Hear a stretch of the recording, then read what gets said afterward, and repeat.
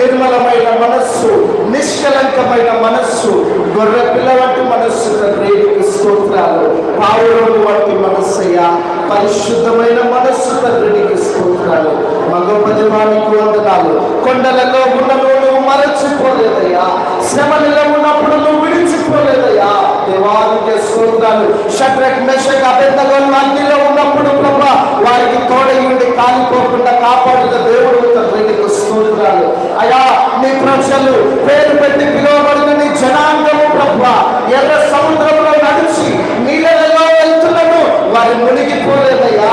దేవానికి స్తోత్రము.